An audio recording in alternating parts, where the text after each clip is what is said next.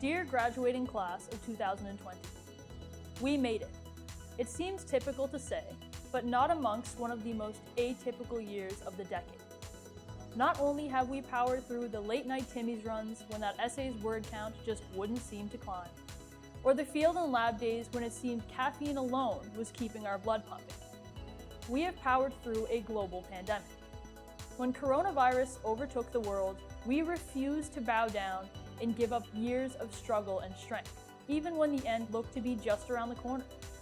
We continued to power through together. Our Timmy's runs turned into instant coffee and group chats, and field days flipped to FaceTimes, but we refused to give up. The current times may make you feel powerless, but what is more powerful than a young, driven mind? What is more powerful than you setting your own standards to not stop, even when the rest of the world has? Knowledge is power, but we have to set the bar much higher than that. People are power. Community is power. You are power. We have had the pleasure to be a part of the Strait Area Campus and their community, and we have formed our own. When troubling times were upon us, we came together stronger. Devastating wildfires, a deadly global pandemic, World War III scares, murder hornets, civil rights wars, and Canada's worst mass shooting. It has humbled us and made us look into what is really important. There is a saying in Tibetan, tragedy should be utilized as a source of strength.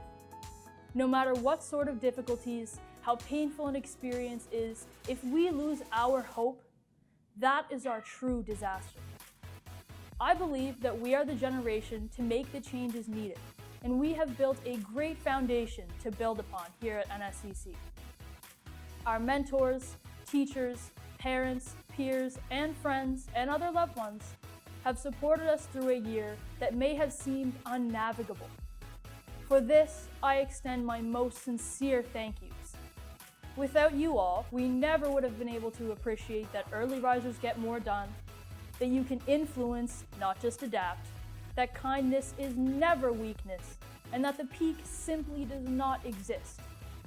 You continue to rise and show us that though there may be turbulence on our lifelong journey, there does not ever have to be a peak. When I was presented with the opportunity to deliver this speech, I was asked to add some humor and to lighten it up a bit.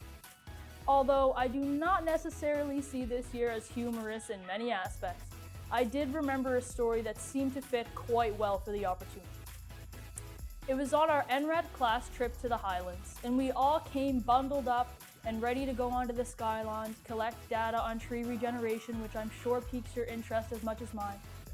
And as we were all getting a lecture about the moose in the area, which were particularly feisty and very prevalent on the trail that we were walking on, we could hear this little metallic ting in the back of the room.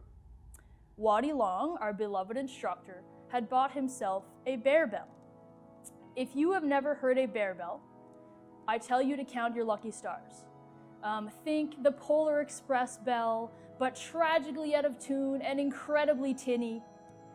Yet, we listened to that bear bell clink all the way through the trail to the enclosure, and remember everyone, we were worried about moose.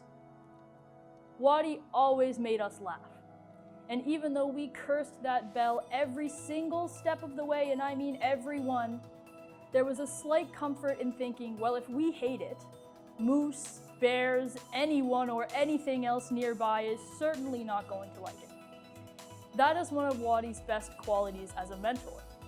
He shows you in the little ways that life can be funny like that.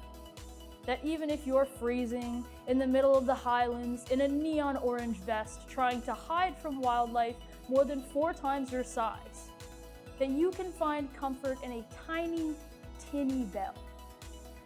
The lessons I cherish most from Waddy and Dan the Caravan Man are the ones that I did not even realize they were teaching, simply by living and being themselves. And no, Dan, that name will never die. It is how you present yourself that is important. Don't forget to laugh. Don't take life too seriously. And always remember that it is when you are not watching your appearance that others still are. My grandmother always told me never to lose sight of yourself. My grandfather said that in the end, if you can look in the mirror and be proud of who you see, then that is the true meaning of life. So make yourself the priority. Mark Twain once said, the two most important days in your life are the day that you are born and the day you find out why. Never stop searching for the why, even if it changes, because we must remember that life is not linear. Your story is meant to be full of smudged papers and ripped out pages, but in the end, the bindings will stand as strongly as you do. You are strong, resilient, driven, and you will create change. If opportunity does not arise, create it. It is not about your fear of the dark. It is how you continue to find the light. Continue to push your limits. Never stop trying to beat your best. Become your own role model and let others take inspiration from your actions. Always spread kindness. Never stop learning. Even when you've left the pathway of schooling, education is not yet finished. Education is a labor of love that will span entire lifetimes and touches entire communities. Do not forget your community. Your roots are dug deeper than your hometown, and the work that you do to give back will live past your lifespan. Give back, never give up. When the storm comes, learn to adjust your sails and never stop exploring. Continue to live in peace and power. Now get out there. Thank you.